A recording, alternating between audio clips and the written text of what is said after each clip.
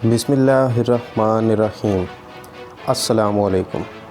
آج کی اس ویڈیو میں ہم کوشش کریں گے کہ اپنے ناظرین کو کووڈ-19 کے بعد کی صورتحال کے بارے میں کچھ رہنمائی دے سکیں، کیونکہ جب بھی کوئی عالمی وبا آتی ہے تو دنیا کا نظام یکسر بدل جاتا ہے۔ لوگوں کے کاروباری معاملات، معاشرت، رہن سہن، میل جول، غرض یہ کہ ہر چیز بالکل مختلف ہو جاتی ہے۔ جی ہاں، پاکستان ناؤ کے پلیٹ فارم سے ایک بار پھر میں ہوں آپ کا میزبان اویس چودھری۔ اگر آپ کو ہماری ویڈیوز پسند آتی ہیں تو برائے کرم سبسکرائب کیجیے گا ہمارے چینل کو اور بیل آئیکن کو ضرور کلک کیجیے گا۔ کووڈ-19 بیماری جو کہ ایک عالمی وبائی صورتحال اختیار کر چکی ہے، اس کے بارے میں کون نہیں جانتا، اور اس کے ختم ہونے کے بعد کی دنیا کے بارے میں سبھی لوگ جاننا چاہتے ہیں کہ آیا کہ جب یہ بیماری ختم ہوگی تو بعد کی دنیا کیسے ہوگی، کیسے یہ بیماری ہماری زندگی پر اثر انداز ہوگی اور کیسے یہ بیماری ہماری زندگیوں کو تبدیل کرے گی۔ اس کے لیے ہم 100 سال پیچھے چلے جاتے ہیں۔ جی ہاں، میں بات کر رہا ہوں ہسپانوی فلو کی، جو کہ 1918 سے 1920 کے درمیان آیا اور اس نے تقریباً دنیا کی 1/3 آبادی کو متاثر کیا، اور اس بیماری کے خاتمے تک تقریباً 2 سے 5 کروڑ افراد ہلاک ہو چکے تھے۔ اس وبائی حالت کے بعد دنیا کس روپ میں سامنے آئی اور کیا ایسے اشارے ہیں جو ہمیں کرونا وائرس کے بعد کی دنیا کے خد و خال کا پتہ دے سکتے ہیں؟ اگر آپ نے آج سے پہلے ہسپانوی فلو کے بارے میں نہیں سنا تھا تو یقیناً کووڈ-19 بیماری کے آنے کے بعد آپ ضرور اس بیماری سے واقف ہو چکے ہوں گے۔ عالمی وباؤں کی ماں کے نام سے جانی جانے والی اس بیماری کے ہاتھوں 1918 سے 1920 کے محض 2 سال کے قلیل عرصے کے دوران تقریباً 5 کروڑ افراد لقمہ اجل بنے، جو کہ سائنسدانوں کے خیال کے مطابق آبادی کا تیسرا حصہ تھا۔ دلچسپی کی بات تو یہاں یہ ہے کہ اس بیماری سے ہلاک ہونے والے افراد کی تعداد جنگ عظیم اول میں ہلاک ہونے والے افراد سے کہیں زیادہ تھی۔ اب جب کہ دنیا کووڈ-19 کے بحران سے دوچار ہے، ہم ذرا پلٹ کر دیکھتے ہیں کہ پچھلی وبا کے بعد جس میں ہر چیز تھم سی گئی تھی، ابھرنے والی دنیا کیسی تھی۔ یقیناً 100 برس میں سب کچھ بدل چکا ہے۔ کسی بھی بیماری سے نپٹنے کے لیے اس وقت طب اور سائنس آج کے مقابلے میں بہت محدود تھی۔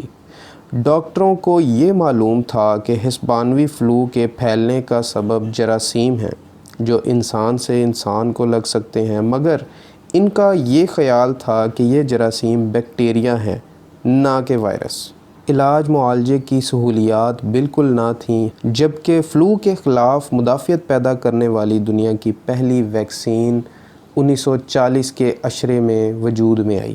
سب سے اہم بات یہ ہے کہ ہیلتھ سسٹم دنیا میں کہیں بھی موجود نہیں تھا، جہاں تک کہ امیر ملکوں میں گندے پانی کی نکاسی کی سہولت کو بھی فضول خرچی تصور کیا جاتا تھا۔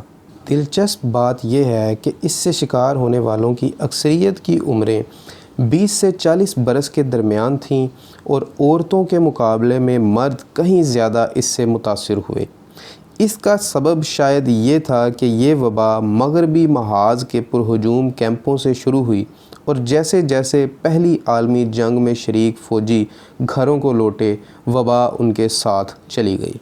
امریکہ کی ہارورڈ یونیورسٹی کے ایک سائنسدان کی تحقیق میں یہ بات سامنے آئی کہ ہسپانوی فلو نے امریکہ کی 5.5 لاکھ آبادی کو متاثر کیا، جبکہ انڈیا میں یہ تعداد 1 کروڑ 70 لاکھ تھی۔ بعض ماہرین کا خیال ہے 1918 کا ہسپانوی فلو اور عالمی جنگ اپنے پیچھے معاشی بحران چھوڑ گیا تھا۔ ان کے بقول کئی ملکوں میں تو کاروبار چلانے، کھیتوں میں کام کرنے اور مختلف شعبوں میں تربیت پانے، حتیٰ کہ شادی کے لیے نوجوان بھی موجود نہیں تھے، تاکہ نئے نوجوان پیدا ہو سکیں اور ان کی جگہ لے سکیں۔ ماہرین کے مطابق اہل مردوں کی کمی نے اسپیئر ویمن یعنی اضافی عورتیں کہلانے والے مسئلے کو جنم دیا، جس کی وجہ سے لاکھوں خواتین کو تو موزوں شریک حیات ہی نہ مل سکا۔ صنعتوں میں کام کرنے والے مردوں کی کمی ہو گئی، نتیجتاً جو خواتین گھروں میں بیٹھی تھیں ان کو صنعتوں میں آنے کا موقع ملا اور اجرت بھی خاصی اچھی ملی۔ امریکی حکومت کے ریکارڈ کے مطابق 1919 میں 21 سینٹ فی گھنٹہ لینے والے افراد کی اجرت بڑھ کر 56 سینٹ فی گھنٹہ ہو گئی۔ ہسپانوی فلو نے معاشرت کے ساتھ ساتھ سیاست پر بھی گہرا اثر چھوڑا۔ سن 1918 تک انڈیا پر برطانوی تسلط کو ایک صدی بیت چکی تھی۔ وہاں مئی کے مہینے میں ہسپانوی فلو کی وبا پھوٹی۔ اس نے وہاں موجود انگریزوں کے مقابلے میں مقامی افراد کو زیادہ متاثر کیا۔